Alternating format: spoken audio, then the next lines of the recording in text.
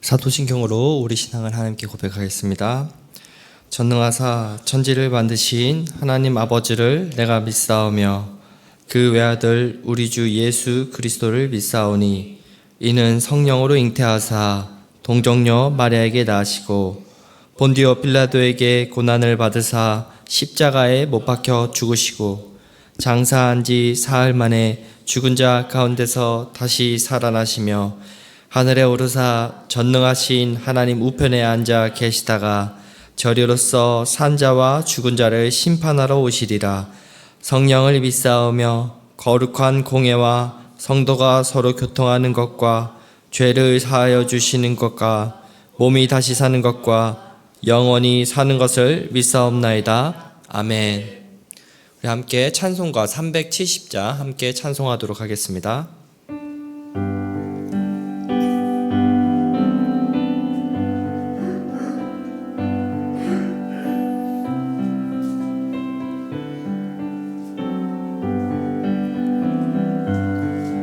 주 안에 있는 나에게 단 근심이 있으랴. 십자가 밑에 나가 내 짐을 풀었네. 주님 송하면서 할렐루야 할렐루야. 내 앞길 멀고 험해도 나 주님만 따라가리. 그 두려움이 변하여 내 기도 되었고 전날의 한숨 변하여 내 노래 되었네. 주님을 찬송하면서 할렐루야 할렐루야. 내 앞길 멀고 험해도 나 주님만 따라가리. 내 주는 자비하셔서 늘 함께 계시고 내 궁핍함을 아시고 늘 채워주시네.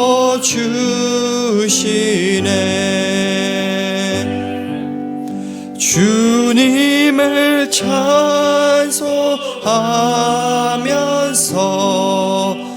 할렐루야 할렐루야. 내 앞길 험해도 나 주님만 따라가리.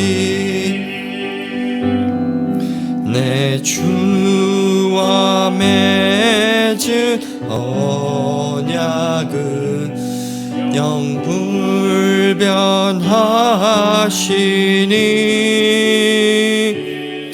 그 나라 가기까지는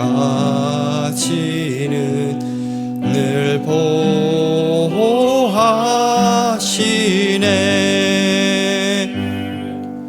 주님을 찬송하면서 할렐루야 할렐루야. 내 앞길 험해도 나 주님만 따라가리. 아멘. 오늘 함께 볼 하나님 말씀은 창세기 31장 41절부터 50절까지 말씀입니다. 창세기 31장 41절부터 50절 말씀 한 절씩 교독으로 읽고 마지막 50절은 함께 읽도록 하겠습니다.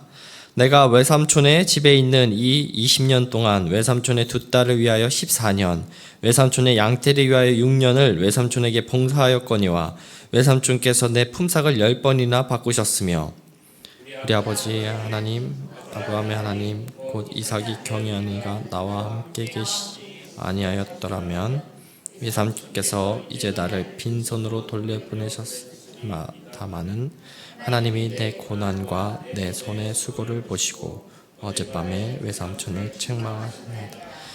라반이 야곱에게 대답하여 이르되 딸들은 내 딸이요 자식들은 내 자식이요 양떼는 내 양떼요 내가 보는 것은 다 내 것이라. 내가 오늘 내 딸들과 그들이 낳은 자식에게 무엇을 하겠느냐. 이제 오라 나와 내가 맺고 그것으로 너와 나 사이에 증거를 삼을 것이니. 이에 야곱이 돌을 가져다가 기둥으로 세우고 그 형제들에게 돌을 모으라 하니 그들이 돌을 가져다가 무더기를 이르매 우리가 거기 무더기 곁에 두고 라반은 그것을 여갈 사하두다라 불렀고 야곱은 그것을 길리앗이라 불렀으니 라반의 말에 오늘 이 무더기와 너와 나 사이에 증거가 되었다고 그 이름을 길리앗이라 불렀습니다. 또 미스바라 하였으니 이는 그의 말에 우리가 서로 떠나 있을 때에 여호와께서 나와 너 사이를 살피시옵소서 함이라.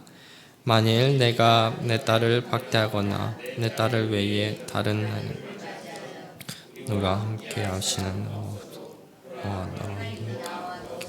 증인이 되시니라 함이었더라. 아멘. 성도님들께서는 삶을 살면서 어떤 일이 나에게 생길 때 많이 힘드시고 고통스러우십니까? 많은 경우가 있겠지만 하나를 꼽으라고 한다면 마땅한 수고를 했지만 그 수고를 몰라주고 나의 그러한 수고를 이용하기만 할 때를 이야기할 수 있을 겁니다. 상대방이 나를 이용만 하고 부당하게 대우한다면 그처럼 억울하고 고통스러운 일은 없을 겁니다. 이러한 고통의 시간이 지속되면 고난과 고통은 언제까지 지속이 되는 건가 라는 생각을 갖고 우리는 힘겨운 시간을 보냅니다. 하지만 하나님께서는 우리의 그러한 고통을 외면한 분이 아니시며 우리의 억울함도 반드시 갚아주시는 그 하나님이십니다. 오늘 본문에 등장하는 야곱의 인생이 그러한 인생이라 생각이 됩니다. 라반 밑에서 있던 야곱의 인생은 억울함과 고난이었고 라반이 야곱에게 했던 것을 오늘날로 치면 노동착취라는 그 표현이 적절하다고 생각합니다. 야곱이 라반의 밑에서 얼마나 힘겨운 세월을 보냈고 부당한 대우를 했는지 본문은 이야기합니다. 20년 중에서 14년, 그 중에서 레아와 라헬을 위해서 각각 7년씩 일했고 나머지는 6년 동안은 품삯을 무려 10번이나 바꾸는 그러한 힘겨운 시간을 보냈습니다. 또한 라반은 천재지변으로 인해서 자신의 가축이 손해본 것을 야곱에게 갚도록 했는데요. 당시 고대 근동에서는 천재지변이나 어떤 목자가 어떻게 본인 힘으로 할 수 없는 일이 당하는 그 모든 그 피해는 본래 모두 주인이 감수했어야 했습니다. 하지만 라반은 이에 대한 모든 피해 보상을 조카인 야곱에게 지도록 했던 것이지요. 이는 라반이 얼마나 악독하고 참 치밀하면서 간교하게 야곱을 힘겹게 했는지를 보게 됩니다. 야곱에게 있던 그 20년의 그 억울하고 이제 억눌린 감정이 이제 폭발해서 이제 라반에게 이야기를 한 것이지요. 보통 이 정도 이야기를 하면은 상대방은 자기를 좀 돌아보면서 사과를 하며 잘못을 뉘우치는 그런 모습을 보여야 하는 것이 상식적인 행동이라고 생각되는데 라반은 그렇지 않았습니다. 오히려 라반은 여전히 야곱이 갖고 있는 것이 자신으로부터 왔다라는 그러한 변명을 하면서 뻔뻔스러운 태도로 43절에서 다음과 같이 이야기하죠. 라반이 야곱에게 대답하여 이르되 딸들은 내 딸이요 자식들은 내 자식이요 양떼는 내 양떼요 내가 보는 것은 다 내 것이라. 내가 오늘 내 딸들과 그들이 낳은 자식들에게 무엇을 하겠느냐. 43절에 보면 내 것이라는 그 소유격이 4차례나 반복되고 있습니다.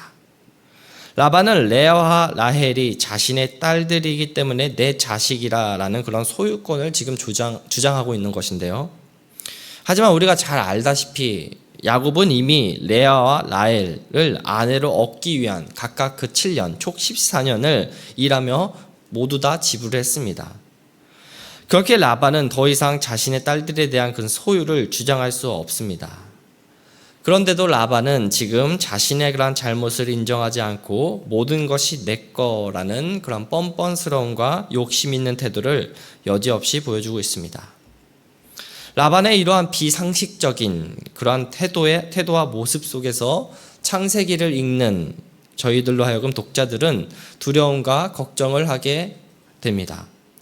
라반이 무력을 가해서 야곱을 다시 끌고 오면 어떡하지? 라는 그 생각과 함께 말입니다.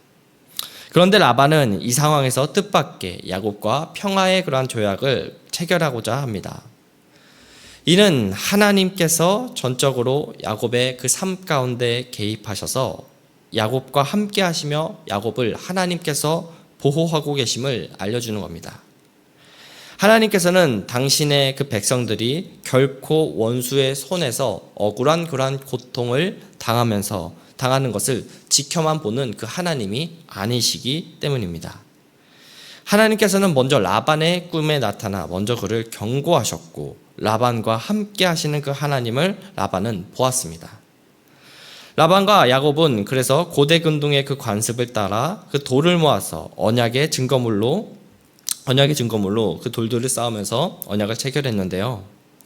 라반은 그곳을 증거의 무더기라는 그 뜻을 갖고 있는 여갈사하두다라고 불렀고 야곱은 갈렛이라 부르며 이곳은 후에 우리가 잘 아는 살피시는 이라는 뜻을 갖고 있는 미스발로 불린 이곳에서 바로 평화의 그러한 조약을 맺게 됩니다.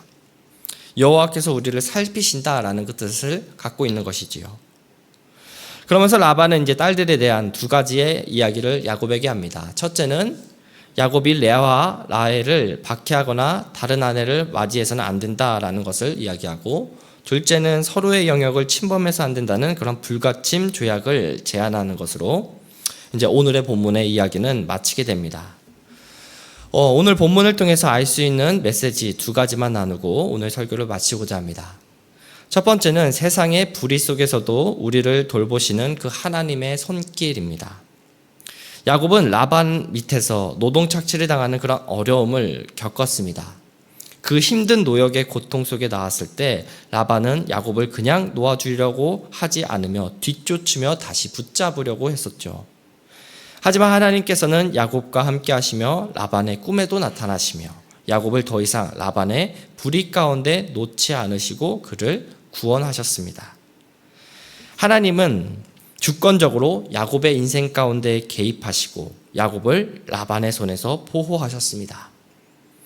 이제 야곱은 20년의 인생 동안 자신과 동행하시며 보호하시는 그 하나님으로 인해서 더 이상 라반을 두려움의 대상이 아닌 자신과 함께 하시는 그 하나님을 향해서 담대함으로 나아갈 수 있게 된 것입니다. 이것은 우리가 이 땅에서 어떤 마음과 모습으로 이 세상을 살아가는지에 대해서 우리에게 그 모습을 제시해 줍니다. 하나님께서는 이 세상 가운데 우리가 불의 속에서 두려움이 아닌 담대함으로 살아가길 바라십니다. 야곱이 자신을 보호해 주는 자가 라반이 아닌, 자신을 해칠 수 있는 자가 라반이 아닌 자신을 돌보는 자가 하나님이라는 것을 깨닫게 되었을 때 용기를 갖고 담대하게 나아갈 수 있었습니다. 우리 또한 세상 속에서 하나님의 그러한 인도하심을 받고 담대함 가운데 이 세상 가운데 나아갈 수 있는 겁니다. 하나님 말씀에는 그러한 힘과 능력이 있습니다. 그렇게 할 때 그러한 세상의 악과 그러한 불의 앞에서 주눅드는 것이 아닌, 두려운 마음이 드는 것이 아닌 그것을 맞서 싸우며 주님의 군사로 나아갈 수 있게 되는 겁니다. 두 번째는 우리의 인생을 결코 빈손으로 허무하게 돌려보내지 않으시는 그 하나님이라는 겁니다. 야곱이 42절에서 했던 이 고백은 지난 20년 동안 자신을 돌보신 그 하나님의 손길을 고백하는 겁니다. 특별히 42절에 나오는 나를 빈손으로 돌려보내셨으리이다에서 그 보내다라는 그 단어는 출애굽기 3장 20절에서 바로가 이스라엘을 보내는 맥락에서 종종 나오는 동사입니다. 출애굽기에서도 하나님은 바로의 어려움 속에서도, 노역 속에서도 하나님은 이스라엘을 결코 빈손으로 보내지 않을 거라고 약속하셨습니다. 이는 하나님께서 자신의 그 언약 백성과 언제나 함께 하시며 당신의 백성들을 먹이시고 돌보신다라는 것을 알려주는 겁니다.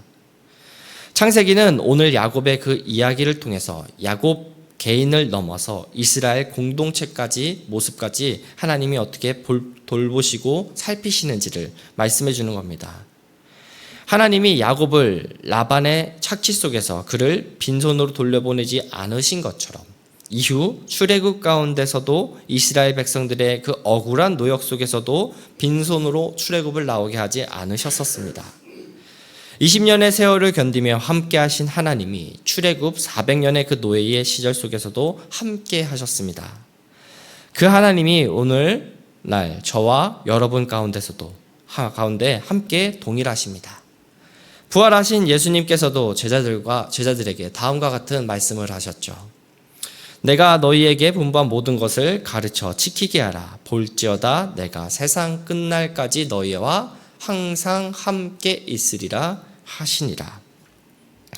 이 세상에 가장 귀한 보배이신 예수 그리스도가 우리와 언제나 함께 하신다고 약속하십니다. 우리와 함께 하신 예수 그리스도를 인지하고 품고 있는 우리 모두는 이미 이 세상 가운데 모든 것을 다 가진 자입니다. 이 사실은 낙심한 마음을 일으키고 오늘날을 살아갈 수 있는 그 힘을 우리에게 제공해 줍니다. 더 나아가 이것은 교회된 우리가 이 세상 속에서 어떤 모습을 갖고 살아가는지에 대해서 알려줍니다. 하나님이 야곱을 억울함 속에서 건지셨듯이 교회는 세상 속 억울한 자와 약자를 보호하시는 하나님의 손과 발이 되어 주어야 합니다. 교회가 세상에 고난받는 그 이웃을 돌보고 억울함을 당한 자를 위해 함께 기도하며 함께할 때 하나님의 공의와 사랑이 교회를 통해서 나타나게 됩니다. 말씀을 맺겠습니다. 사랑하는 성도 여러분, 하나님께서는 당신의 자녀를 이 땅에서 결코 빈손으로 살게 하지 않으시며 돌려보내지 않으신다고 오늘 말씀을 통해서 우리에게 알려주십니다. 하나님께서는 야곱의 그 고난을 외면하지 않고 그를 보호하시며 그를 결코 빈손으로 돌려보내지 않으셨습니다. 우리 또한 마찬가지입니다. 이미 우리에게 세상에서 가장 그 귀한 보배 그리스도를 우리에게 주셨습니다. 혹여나 오랜 수고로 결실이 없다라고 느끼신 분이 계십니까? 억울함과 고통 속에 있는 분이 계십니까? 우리는 그 상황 속에서도 더욱더 그리스도를 바라보아야 합니다. 그리스도 안에 있는 우리는 결코 빈손이 아닙니다. 오늘 하루도 예수의 그 생명이 내 안에 들려있다라는 것을 생각하며 믿음으로 하루를 살아가시는 귀한 성도님들 한 분 한 분 되시길 주님의 이름으로 축복하고 기도합니다. 오늘 말씀을 갖고 세 가지 함께 기도하길 바랍니다. 먼저 첫 번째로는 세상의 불의 속에서 나를 도우시는 그 하나님의 손길을 바라보며 세상을 살아갈 때 두려움이 아닌 이 세상 가운데 하나님의 공의를 우리가 바라보며 담대하게 살아가게 해달라고 함께 기도합시다. 두 번째로는 눈에 보이는 내 삶의 결실과 어떤 열매가 없을 때 낭망하는 것이 아니라 그럴 때일수록 더욱더 내 안에 계신 그 예수 그리스도를 바라보는 그 믿음을 갖고 살아가게 해달라고 우리 이 시간 함께 기도합시다. 마지막 1교구 직장 공육 다락방 기도 제목입니다. 긍휼의 마음으로 하나된 공동체 안에서 서로 사랑하며 섬기게 하소서. 우리 함께 이 세 가지 기도 제목을 갖고 함께 기도하며 나아가겠습니다. 살아계신 하나님 아버지 감사합니다. 오늘도 주님의 그 사랑과 그러한 공의와 하나님 돌보시는 그 하나님의 그 은혜를 바라보면서 살아가길 원합니다. 주님 이 자리 가운데